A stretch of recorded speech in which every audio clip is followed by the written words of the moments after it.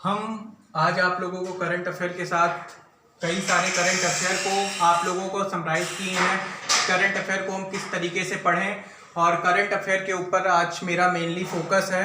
आप लोग देखते होंगे कि करंट अफेयर को हम लोग किस तरीके से पढ़ते हैं और करंट अफेयर आप लोगों के पेपर के लिए कितना महत्वपूर्ण है। उन सारी चीज़ों पर आज हम विशेष रूप से, मेरा एक पिछला वीडियो आप लोगों ने ज़रूर देखा होगा, नहीं देखा होगा तो डिस्क्रिप्शन बॉक्स में जा करके देख लीजिएगा। आज उसी करंट अफेयर को हम आगे बढ़ाते हुए, करंट अफेयर को आप लोग पिछला वाला जरूर रिवाइज किया कीजिए। आगे जितना पढ़ते हैं आप पिछला वाला भी उसके साथ उसको रिपीट करते रहा कीजिए कि आपका ऐसा ना हो जाए कि आप पिछला वाला भूल जाएं और आप लोगों को अगला वाला याद रहता रहे, फिर ऐसे आगे नेक्स्ट ईयर होता रहे तो आप लोग पिछला वाला एकदम भूलते जाएं। नहीं तो इसीलिए हम आप लोगों के साथ कुछ करंट अफेयर को डिस्कस करने जा रहे हैं। पहला क्वेश्चन हम ले रहे हैं, ध्यान से देखिएगा। वीरेंद्र पाल को केनिया में भारत का उच्चायुक्त बनाया गया। वीरेंद्र पाल को केनिया में भारत का उच्चायुक्त बनाया गया, पहला क्वेश्चन है। अब केनिया की राजधानी क्या होती है? नैरोबी। अब बात आई है किसकी? उच्चायुक्त की। उच्चायुक्त होते कौन को हैं? उच्चायुक्त और राजदूत दो टर्म होते हैं। उच्चायुक्त होते हैं जिसे हम लोग बोलते हैं हाई कमिश्नर। हाई कमिश्नर उच्चायुक्त वो होते हैं जहां पर कभी भी ब्रिटेन का उपनिवेश स्थापित नहीं था, वहां पर उच्चायुक्त अपॉइंट होते हैं। और जहां कहीं भी ब्रिटेन ने अपना उपनिवेश स्थापित किया था वहां पर फॉर्मली या वहां पर जनरली राजदूत अपॉइंट होते हैं। पहली दोनों बात को याद रखे रहिएगा। जहां पर ब्रिटेन का उपनिवेश स्थापित था वहां पर कौन अपॉइंट होता है? तो वहां पर आप लोग राजदूत। जहां पे ब्रिटेन का उपनिवेश स्थापित नहीं था वहां पर कौन अपॉइंट होता है? उच्चायुक्त। अब उच्चायुक्त किसको बनाया गया है? आप लोग देखिएगा, केनिया को। केनिया की बात आई है तो केनिया की राजधानी नैरोबी होती है। केनिया आप लोगों को मध्य अफ्रीका, जिसे हम लोग बोलते हैं मिडिल अफ्रीकन कंट्रीज में आप लोगों को मिलेगा। केनिया एक ऐसा देश है जिससे इक्वेटर लाइन होकर के गुजरती है। केनिया से कौन सी लाइन गुजरती है? इक्वेटर लाइन गुजरती है। अब अफ्रीकन कॉन्टिनेंट की बात आई है तो अफ्रीकन कॉन्टिनेंट एक ऐसा कॉन्टिनेंट है जहां से कर्क रेखा, मकर रेखा और विषुवत रेखा तीनों लाइन गुजरती है, अर्थात कैंसर, कैप्रिकॉर्न और आप लोगों का इक्वेटर, ये तीनों लाइन गुजरती है कौन से महाद्वीप से? अफ्रीका कॉन्टिनेंट से। अफ्रीका कॉन्टिनेंट से अगला आप लोगों को सेकंड क्वेश्चन आता है, लोकतांत्रिक कांगो के राजदूत किसको बनाया गया? रामकरण वर्मा। लोकतांत्रिक कांगो भी मिडिल अफ्रीकन कंट्री है, इसके राजदूत कौन बनाए गए हैं अभी प्रेजेंट टाइम पे? रामकरण वर्मा। आप लोगों को इसको भी याद रखना है। आप लोग अब याद आ जाइए, थोड़ा सा अफ्रीका के मैप में आइए तो अफ्रीका के मैप में आप लोग देखते हैं कि अफ्रीका एक ऐसा कॉन्टिनेंट है जिसे हम लोग ब्लैक कॉन्टिनेंट बोलते हैं। वहां से आप लोगों की तीनों लाइन गुजरती है और तीनों लाइन गुजरने के साथ साथ ये जो कंट्री है जिसे हम लोग बोलते हैं डेमोक्रेटिक रिपब्लिक ऑफ कॉन्गो, इससे इक्वेटर लाइन होकर के जाती है। इक्वेटर लाइन किससे होकर के जाती है? तो आप लोग को याद रखना है कौन सा क्रम है इसका? पश्चिम से पूरब, Gabon, Congo, democratic Republic of Congo, Uganda, Kenya और सोमालिया, ये सारे देश से आपकी कौन सी लाइन गुजरती है? तो इक्वेटर लाइन। इक्वेटर की हिंदी होती है भूमध्य रेखा, इसी को हम लोग बोलते हैं विषुवत रेखा। अब कर्क रेखा और मकर रेखा के बीच में आपकी इक्वेटर लाइन है और जहां से इक्वेटर लाइन गुजरती है तो वहां पर अधिक टेम्परेचर होता है। अधिक टेम्परेचर के साथ साथ वहां अधिक गर्मी पड़ती है। अधिक गर्मी के साथ साथ वहां पे अधिक वर्षा होती है, इसलिए वहां पर आप लोगों को सदाबहारी वन अधिक प्रकार के मिलेंगे। अगला क्वेश्चन आप लोग देखिएगा, उज्बेकिस्तान के कौन बने हैं? यहाँ पे इसके राजदूत उज्बेकिस्तान के कौन बने हैं? मनीष प्रभात। आप लोगों को उज्बेकिस्तान कहाँ पे है? तो उज्बेकिस्तान आपके दिमाग में आना चाहिए। जब कोई कंट्री आए तो आपका दिमाग तुरंत रन करना चाहिए ये कंट्री किस महाद्वीप में है और इस कंट्री का कौन सा इसका इंपॉर्टेंस है। उज्बेकिस्तान की राजधानी ताशकंद है। उज्बेकिस्तान क्यों इंपॉर्टेंट है? तो अरल सी का नाम सुने होंगे। अरल सी कजाकिस्तान और उज्बेकिस्तान की सीमा पे है। कजाकिस्तान और उज्बेकिस्तान की सीमा पे कौन है? तो उज्बेकिस्तान की कैपिटल क्या है? ताशकंद। उज्बेकिस्तान का नाम आप लोग बहुत जानते होंगे। तो उज्बेकिस्तान के कौन बनाए गए हैं? मनीष प्रभात। मैंने तीन नाम आपको बताया, पहला बताया आपको वीरेंद्र पाल का, दूसरा रामकरण वर्मा का और तीसरा मनीष प्रभात का। तीनों क्वेश्चन आपके पेपर में बार बार पूछे जाते हैं, इसलिए तीनों को आप लोग जरूर ध्यान रखिएगा। नेक्स्ट क्वेश्चन की ओर आगे बढ़ते हैं। हाल ही में किस राज्य सरकार ने इंदिरा वन मितान योजना शुभारंभ किया? छत्तीसगढ़। अब क्या है इंदिरा वन मितान योजना? पहला क्वेश्चन आता है इंदिरा वन मितान योजना क्या है? तो जो छत्तीसगढ़ के आदिवासी क्षेत्र हैं उनको विकसित करने के लिए, उनको डेवलप करने के लिए, उनकी एक बाउंड्री बनाने के लिए, उनकी एक अलग से लॉबी बनाने के लिए ये योजना लॉन्च की गई है। किसके द्वारा लॉन्च की गई है? तो छत्तीसगढ़ गवर्नमेंट के द्वारा।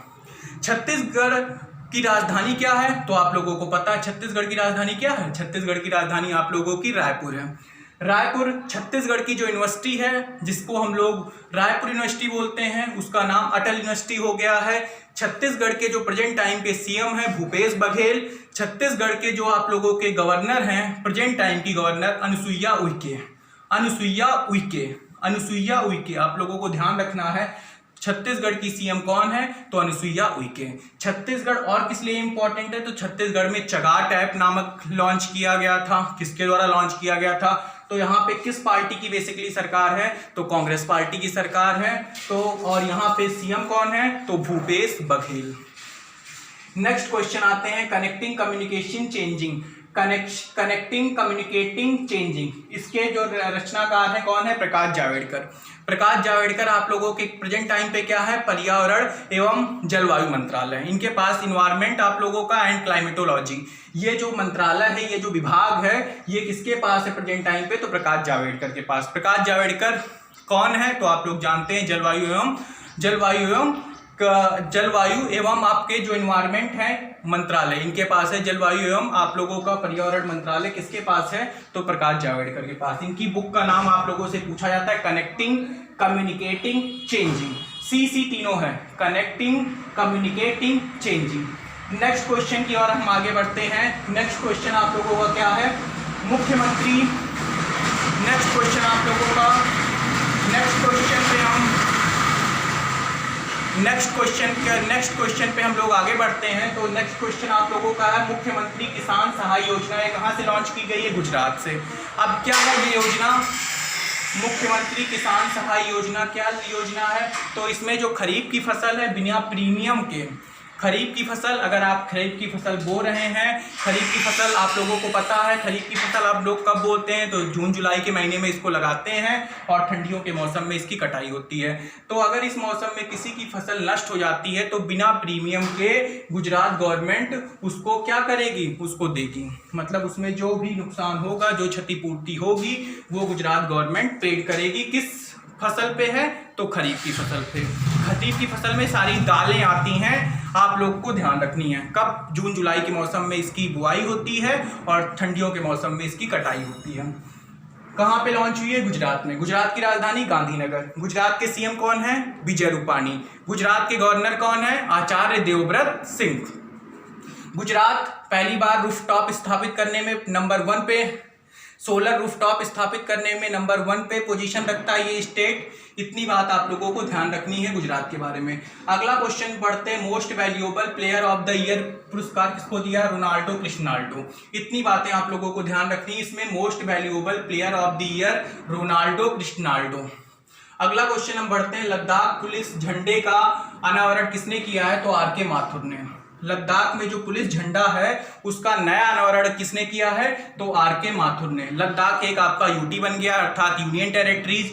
लद्दाख की कैपिटल क्या है? लेह है। लद्दाख के प्रेजेंट टाइम के आप लोगों के कौन है? तो राधाकृष्ण माथुर। इन्हीं है आर.के. माथुर, राधाकृष्ण माथुर। अर्थात ये आपके क्या हैं? ये आप लोगों के एलजी हैं। एलजी का मतलब होता है लेफ्टिनेंट गवर्नर, जिसे हम लोग बोलते हैं उपराज्यपाल। लद्दाख पुलिस झंडे का अनावरण कौन किया है? तो आर.के. माथुर। अभी जम्मू कश्मीर की बात आ रही है तो जम्मू कश्मीर जो आपका यूटी है वहां के नए बने हैं। कौन बना है वहां का एलजी? मनोज सिन्हा। जम्मू कश्मीर के कौन बने हैं? मनोज सिन्हा। इससे पहले कौन थे? पता है आपको? गिरीश चंद्र मुर्मू। वो क्या बन गए हैं? प्रेजेंट टाइम पे सीएजी हो गए हैं, कंट्रोलर ऑडिटर जनरल। अगला नेक्स्ट क्वेश्चन पे पढ़ते हैं। उपराष्ट्रपति पद के लिए डेमोक्रेटिक पार्टी का उम्मीदवार चुना गया था किसको? कमला हैरिस को। उपराष्ट्रपति पद अमेरिका में ये सीनेट के सदस्य थे, ये भारतीय मूल के प्रतिनिधि हैं, इसलिए आप लोग का नाम इनके लिए इंपॉर्टेंट है, कमला हैरिस। अब अमेरिका की बात आई है तो अमेरिका में कैसी शासन प्रणाली पाई जाती है, तो अध्यक्षीय शासन प्रणाली पाई जाती है। अमेरिका के राष्ट्रपति का कार्यकाल या वहाँ के राष्ट्राध्यक्ष का कार्यकाल कितना होता है, तो 4 ईयर्स का होता है। अमेरिका का 2 हाउस होता है जिसे हम लोग बोलते हैं रिप्रेजेंटेटिव हाउस, प्रतिनिधि सदन, और दूसरा सदन होता है जिसे हम लोग बोलते हैं सीनेट। सीनेट वहां का राज्यसभा होता है और जो प्रतिनिधि सदन है वहां का लोकसभा होता है। सीनेट में 2-2 मेंबर हर राज्य से चुन करके आते हैं और कुल अमेरिका में 50 स्टेट हैं, तो हर सीनेट में बराबर प्रतिनिधि होते हैं। लेकिन भारत में कैसा है, जनसंख्या के आधार पर, उनकी भौगोलिक स्थिति के आधार पर हर राज्य से अपने अपने सदस्य राज्यसभा में उन लोग भेजते हैं, वहां की जनसंख्या के आधार पे, वहां के जनसंख्या घनत्व के आधार पे, ये सारी चीजें। अगला क्वेश्चन हम पढ़ते हैं, पेरू और मॉरिटेनिया। पेरू के और मॉरिटेनिया दोनों के आप लोगों को ध्यान रखना है, पेरू और मॉरिटेनिया। और इसके बाद आप लोग देखेंगे पेरू के और मॉरिटेनिया के दोनों के नए बने हैं, एक तो वाल्टर रोजर और दूसरे कौन बने हैं, एक वाल्टर रोजर मार्सेज रूड्स, और मॉरिटेनिया के बने हैं मोहम्मद ओल्ड बिलाल। ये दोनों के नए प्रधानमंत्री बने हैं। पेरू के नए प्रधानमंत्री कौन बने हैं, वाल्टर रोजर मार्टेस रूड्स। पेरू की राजधानी क्या है, लीमा है, और पेरू की करेंसी क्या है, सोल। पेरू कहाँ पे है आप लोगों का, तो साउथ अमेरिका है वहां पे आप लोगों का पेरू पाया जाता है। पेरू की कैपिटल है लीमा। ये साउथ अमेरिका में एक कंट्री है पेरू। इसकी जो नए प्राइम मिनिस्टर बने हैं, क्या नाम है, वाल्टर रोजर मार्सेज रूड्स। आप लोगों को इतना वाल्टर रोजर का नाम याद रखना है। तो पेरू की कैपिटल मैंने लीमा, पेरू सोल, और पेरू कहाँ पे है, तो आप लोगों को याद रखना है साउथ अमेरिका का एक कंट्री है पेरू। इसके नए प्राइम मिनिस्टर बने हैं वाल्टर रोजर मार्सेज रूड्स। मॉरिटेनिया का जो आप लोगों का मॉरिटेनियन ओनोगिया यहाँ की करेंसी है, और मॉरिटेनिया का जो आप लोगों का कैपिटल है नौकचाट। मॉरिटेनिया कहाँ पे पाया जाता है, तो अफ्रीका में। अफ्रीका के किस भाग में, तो सबसे उत्तरी भाग में, वहाँ पे वेस्टर्न सहारा, मॉरिटेनिया, ये जितने भी कंट्री हैं, मोरक्को, अल्जीरिया, लीबिया, इजिप्ट, ये सारी कंट्रियां वहां पे पाई जाती है। मॉरिटेनिया के कौन बने हैं, मोहम्मद ओल्ड बिलाल। बेलारूस के फिर से नए प्राइम मिनिस्टर, फिर से उन्हीं को अपॉइंट किया गया। बेलारूस कहाँ पे है, तो बेलारूस एक यूरोपीय कंट्री है। बेलारूस की कैपिटल क्या है, मिन्स्क है, और यहाँ की करेंसी क्या है, रूबल।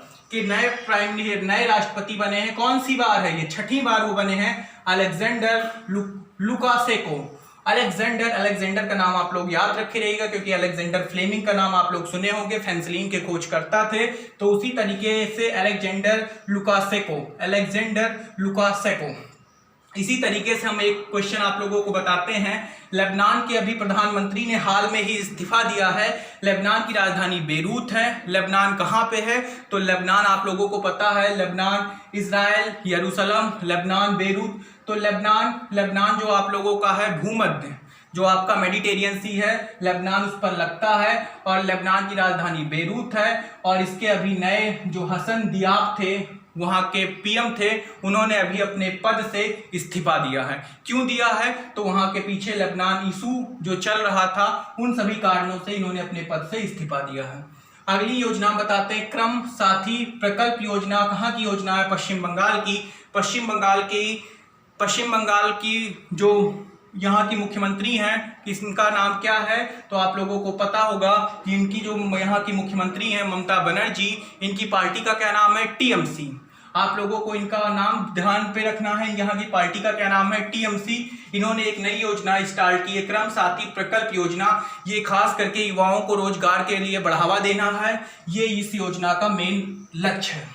अगला है 2020 में सबसे अधिक कमाई करने वाले एक्ट्रेस की लिस्ट में कौन शीर्ष पर रहा है, तो डेवन जॉनसन सबसे ज्यादा शीर्ष पर रहे हैं। सबसे अधिक कमाई करने वाले एक्टर की सूची में डेवन जॉनसन सबसे शीर्ष पर रहे हैं।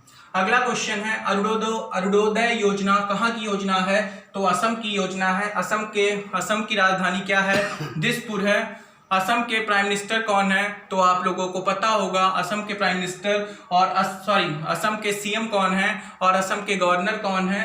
तो ये चीज आप लोगों को ध्यान में रखनी होगी। और जो आपके प्रेजेंट टाइम के इससे पहले जो रंजन गोगोई आपके सीजीआई थे वो भी असम से ही बिलोंग करते थे। इसलिए असम का नाम, असम में कौन सी योजना लॉन्च हुई? तो अरुणोदय योजना। और एक अभी केला है म्योरो केला, गोवा का है, जिसे हम लोग जीआई टैग दिए हैं। म्योरो केला पूछा जाता है किसको जीआई टैग मिला है? तो म्योरो केला ये कहाँ का केला है? तो गोवा का केला है। इसे अभी हाल में ही जीआई टैग दिया गया है। अभी 12 अगस्त को एक नया इंटरनेशनल यूथ डे मनाया गया था। उसकी थीम आपसे पूछी जाती youth engagement for global action, मतलब यूथ लोग लगे रहें किस चीज में? वैश्विक परिवर्तन करने में, कोई वैश्विक नया क्रियाकलाप करने में। इसकी थीम है, ये थीम आप लोगों के लिए इंपॉर्टेंट है। 12 अगस्त को हम लोग हाथी दिवस भी मनाते हैं, एलिफेंट डे भी मनाते हैं। तो 12 अगस्त में इतनी इंपॉर्टेंट डे था। 12 अगस्त को कौन सा था? इंटरनेशनल यूथ डे था। और हम लोग कब यूथ डे मनाते हैं?